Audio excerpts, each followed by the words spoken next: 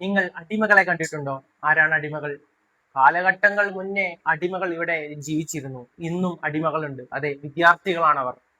വിദ്യാർത്ഥികൾ അടിമകളെക്കാൾ അധപ്പതിച്ചൊരു സൊസൈറ്റിയിലാണ് നമ്മൾ ജീവിക്കുന്നത്.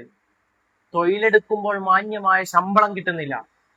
വിദ്യാർത്ഥികളുടെ ട്രെയിനിങ് പീരീഡിലോട്ട് കടക്കുമ്പോൾ ഇന്റേൺഷിപ്പിലോട്ട് കടക്കുന്നു. ഇന്റേൺഷിപ്പിന് പണം അങ്ങോട്ട് നൽകി ഇന്റേൺഷിപ്പ് ചെയ്യേണ്ട അവസ്ഥയിലേക്ക് കേരളത്തിലെ സ്ഥിതിഗതികൾ മാറിയിട്ടുണ്ട്. അപ്പോൾ ഇതിനൊരു മാറ്റം വരേണ്ടത് വളരെ അത്യാവശ്യമാണ്. ഞാനൊക്കെ ഡിപ്ലോമ പഠിക്കുന്ന കാലത്ത്, എഞ്ചിനീയറിംഗ് പഠിക്കുന്ന കാലത്ത് പണം കൊടുത്തിട്ടാണ് ഇന്റേൺഷിപ്പിന് പോയിട്ടുള്ളത്. ഇപ്പോൾ ഇത് തുടർന്നുകൊണ്ടിരിക്കുകയാണ്. പക്ഷെ ചില കമ്പനികൾ ഒന്നെങ്കിൽ അവർ പൈസ കൊടുക്കാതെ ഫ്രീ ആയിട്ട് ഇന്റേൺഷിപ്പ് ചെയ്യേണ്ട അവസ്ഥയിലോട്ട് എത്തിക്കണം, അല്ലെങ്കിൽ അവർക്ക് സ്റ്റൈപ്പൻഡ് ഇങ്ങോട്ട് കൊടുക്കണം. വിദ്യാർത്ഥി കാലഘട്ടത്ത് ഏറ്റവും കൂടുതൽ സമയം അവർ ചെലവഴിക്കുന്ന പഠനത്തിനാണ്. പഠനം ഒരു 3, 4, 5, ചിലർ 10, 15 വർഷം പഠിച്ചിട്ടൊക്കെയാണ് ഈ മേഖലയിലോട്ട് എത്തിപ്പെടുന്നത്. ഇപ്പോൾ അതിൽ ഏറ്റവും വ്യത്യസ്തമായ കാര്യം കോളേജുകളിൽ നടക്കുന്ന ഇന്റർവ്യൂകളാണ്. ഇന്റർവ്യൂകളെ നമ്മൾ നോക്കുമ്പോൾ നമ്മൾ വിചാരിക്കുന്നതാകും അവരുടെ സ്കിൽ ബേസിലാണ് അവരെ കമ്പനികൾ ഹയർ ചെയ്യുന്നത്. കമ്പനികൾക്ക് വേണ്ടത് ലാഭം മാത്രമാണ്. ലോകം ഒട്ടാകെ ഏത് മേഖല എടുത്താലും ബിസിനസ് അല്ലാതെ മറ്റൊന്നും നടക്കുന്നില്ല. ബിസിനസിന് വേണ്ടി അവർ എന്തും ചെയ്യുന്ന ഒരു രീതിയിലോട്ട് അവരെത്തിയിട്ടുണ്ട്.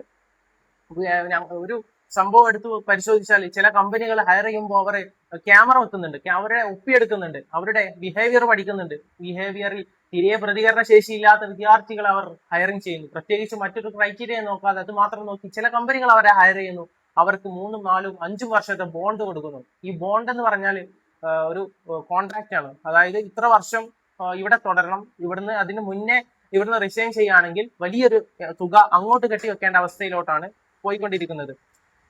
അങ്ങനെ ഹയർ ചെയ്യുന്ന കമ്പനികൾ ഇവിടെ കേരളത്തിൽ പ്രവർത്തിക്കുന്നുണ്ട്. അവർ വലിയ വലിയ ലാഭങ്ങൾ ഉണ്ടാക്കുന്നുണ്ട്. പക്ഷെ അതിന്റെ ഗുണം, അതിന്റെ ഇതൊന്നും വിദ്യാർത്ഥികൾക്ക് കിട്ടുന്നില്ല എന്നുള്ളതാണ്.